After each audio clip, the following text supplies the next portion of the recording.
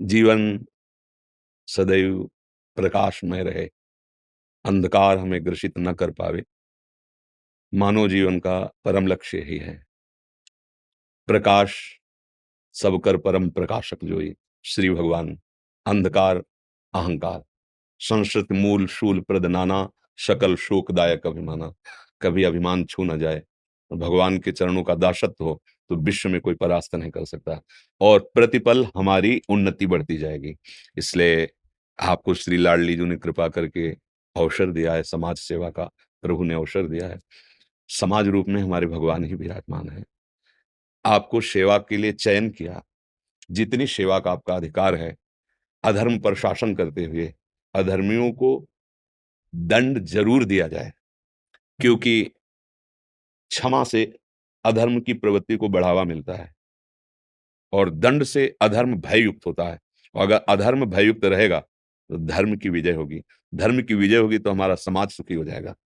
आपको जो शासन में जो भी पद मिला हुआ है उसका सुंदर सदुपयोग किया जाए, दैन्य असहायक जनों को गले लगाया जाए, और जो अपने बलाभिमान से किसी को दुख देना चाहते हैं उन पर शासन किया जाए और भगवान का स्मरण किया जाए, तो ये लोक और परलोक दोनों पर विजय प्राप्त हो जाएगा। यही परलोक सकल सुख पावत, समस्त सुखों को प्राप्त करने का अधिकार आपका हो जाएगा, इस लोक में भी और परलोक में। बस दो बातें जीवन में ध्यान रखना, एक तो भगवान के दासत्व की ठसक रहे, मैं प्रभु का हूं, और उनका स्मरण करते हुए। दूसरे, पद का दुरुपयोग ना होने पाए स्वसुख वांछा से, और अधर्मी को बख्शना नहीं, तो इससे सेवा बन जाएगी। जैसे भक्ति भाव को समझा जा नया ठीक से समझने के कारण ये समझा जाता है कि बस दया और क्षमा ये भक्ति के प्रधान लक्षण हैं, पर उसको समझना पड़ेगा। अगर दया और क्षमा करके अधर्म को आप, तो उसका बढ़ावा दे रहे हैं आप, और वो न जाने कितनों को दुख देगा। अगर उसको दंड के द्वारा शासित कर दिया तो हजारों की सुरक्षा, अब दया हो गई उसके ऊपर, क्योंकि उसकी भी सदगति होगी।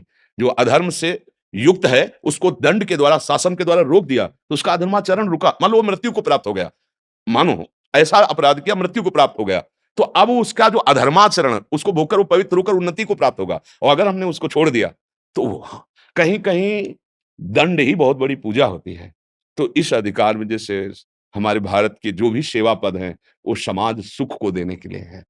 हम सब सेवक ही हैं, आप अधिकार के द्वारा और हम वाणी के द्वारा। सब चराचर जगत के सेवा सुख भाव को लेकर ही तो बैठे हैं। कैसी भी परिस्थिति हो, आप हमारे पास आए, आप हमारे भगवान हैं। हम आपको वाणी के द्वारा, संकल्प के द्वारा, भजन के द्वारा आपके हृदय को शांत करें, आपके हृदय में शीतलता पहुंचे और आपकी बुद्धि इतनी प्रवीण और मजबूत हो जाए, हमारी वाणी से आपके हृदय में ऐसा आवेश पैदा हो भगवती आदि शक्ति का, कि आपको प्राण समर्पित करने में भी भय न लगे। हमारे तिरंगे के लिए, हमारे भारत के लिए, हमारे राष्ट्र के लिए ये हमारी सेवा है। और आपकी सेवा है धर्मियों को दंड में, शासन में लेते हुए, जो असहाय हैं, जिनको वास्तविक आपकी जरूरत है, आप उसी स्थिति में जाके उनकी सेवा करें। उसी स्थिति मतलब आप अपने पद को भूलकर एक भाईचारे का व्यवहार, तो ये पद धीरे धीरे आगे बढ़ता चला जाएगा और आप हमारे प्रभु को जरूर प्रसन्न कर पाएंगे। उनका नाम, उनका आश्रय और जीवन का सुख यही। रावण ने पूछा हनुमान जी से कि अय बानर, तेरी हिम्मत कैसे पड़ गई? लंका में तूने किसके बल पर ऐसा विध्वंस मचा दिया?